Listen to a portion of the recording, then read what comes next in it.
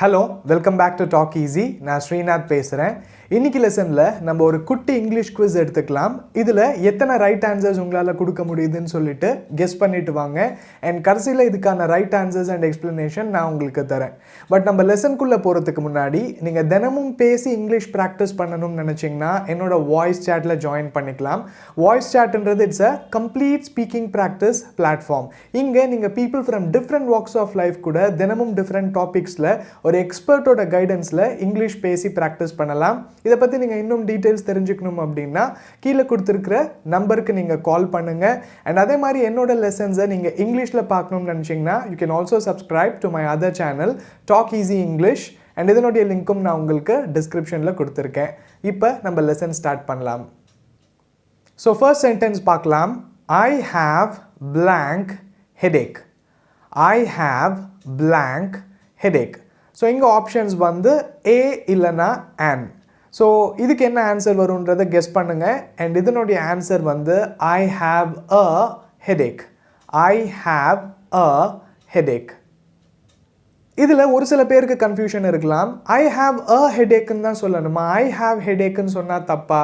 யூஸ்வலாக இங்கிலீஷில் எனக்கு தலைவலி இருக்குது அப்படின்னா எல்லாரும் எப்படி சொல்லுவாங்கன்னா ஐ ஹாவ் அ ஹெடேக். நம்ம அதை தான் வந்து ஃபாலோ பண்ணுறோம். நெக்ஸ்ட் சென்டென்ஸ் வந்து தி இண்டியன்ஸ் blank intelligent. தி இண்டியன்ஸ் blank intelligent. ஸோ இதுக்கான ஆப்ஷன்ஸ் வந்து இஸ் இல்லைனா ஆர். நீங்கள் ஆன்சர் கெஸ் பண்ணுங்கள்.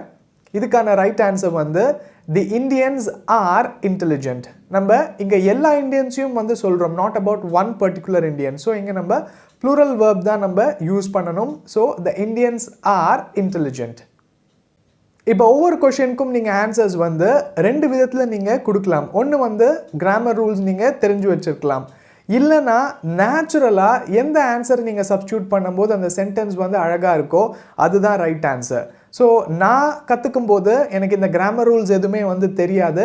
பட் த இண்டியன்ஸ் ஆர் இன்டெலிஜென்ட்னு சொல்லும் போது அந்த சென்டென்ஸ் வந்து அழகாக இருக்குது. த இண்டியன்ஸ் இஸ் இன்டெலிஜென்ட்னு சொல்லும் போது ஏதோ ஒன்று தப்புன்ற மாதிரி என் மனசில் வந்து படும். ஸோ நான் வந்து அப்படி தான் கற்றுக்கிட்டேன். அதுக்கப்புறம் நான் டீச்சிங்குள்ளே வரும்போது தான் எனக்கு வந்து இந்த கிராமர் ரூல்ஸ் எல்லாம் கொஞ்சம் கொஞ்சம் கற்றுக்கிட்டேன். ஸோ நீங்கள் கண்டிப்பாக கிராமர் தெரிஞ்சால் தான் இதை ஆன்சர் பண்ண முடியுன்றது எதுவுமே கிடையாது. நேச்சுரலாக எது உங்களுக்கு மனசு கரெக்டுன்னு படுதோ அதுதான் ரைட் ஆன்சர். அண்ட் ஒரு சில பேர் சொல்லலாம், சார் எனக்கு ரெண்டுமே ரைட்டாக தான் தெரியுது, இந்த இண்டியன்ஸ் இஸ்னாலும் ரைட் மாதிரி தான் தெரியுது, இந்த இண்டியன்ஸ் ஆறுனாலும் ரைட் மாதிரி தான் தெரியுதுன்னா நீங்கள் இங்கிலீஷ் சரியாக இன்னும் கேட்க ஸ்டார்ட் பண்ணலன்னு அர்த்தம். நீங்கள் நிறைய இங்கிலீஷ் கேட்டுகிட்டே இருந்தீங்க அப்படின்னா உங்களுக்கு கண்டிப்பாக வந்து ஒரு டிஃப்ரென்ஸ் வந்து தெரியும். நெக்ஸ்ட் சென்டென்ஸ் வந்து money blank grow on trees. Money blank grow on trees. So இதுக்கான ஆப்ஷன்ஸ் வந்து don't இல்லை doesn't. ஸோ நீங்கள் ஆன்சர் கெஸ் பண்ணுங்கள். இதுக்கான ரைட் ஆன்சர் வந்து money doesn't grow on trees.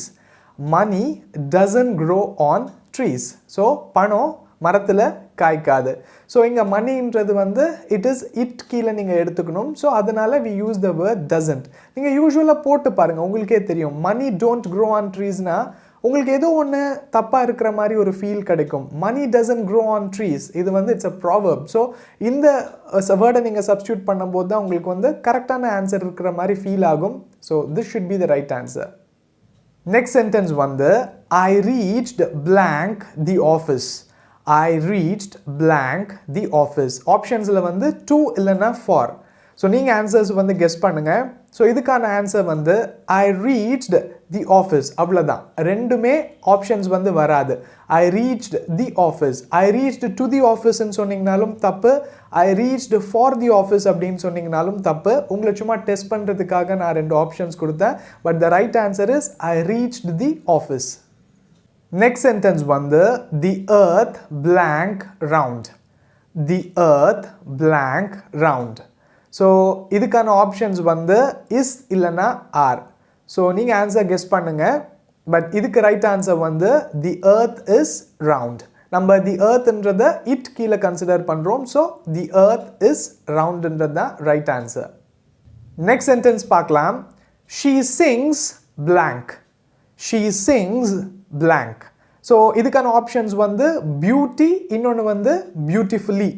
So இது ரெண்டுத்தையும் சப்ஸ்டியூட் பண்ணி பாருங்க. she sings beautyன்றது ரைட்டா, she sings beautifully அப்படின்றது ரைட்டா? நேச்சுரலாகவே she sings beautifully அப்படின்றது ரைட் ஆன்சர் மாதிரி உங்களுக்கு தோணும். அப்படி தோணலை அப்படின்னா இங்கிலீஷ் நீங்கள் இன்னும் சரியாக கேட்க ஆரம்பிக்கலன்னு அர்த்தம். Start listening to English. So the right answer is she sings beautifully.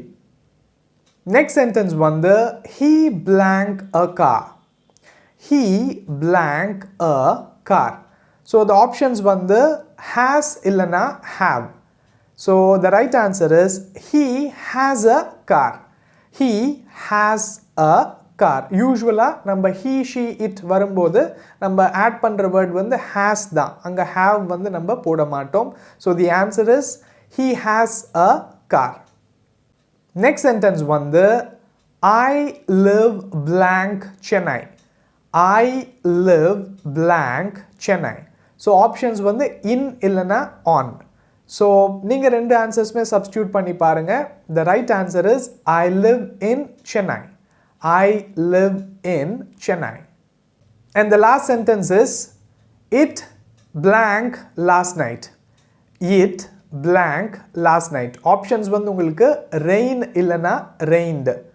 So உங்களுக்கு ஆன்சர் வர்றது வந்து இட் ரெயின்ட் லாஸ்ட் நைட்டுன்னு வரும். பிகாஸ் இது நேற்றை பற்றி நம்ம பேசுகிறோம். ஸோ நம்ம ரெயின்டுன்னு போட்டால் தான் ஆன்சர் வந்து கரெக்டாக வரும். It rained last night.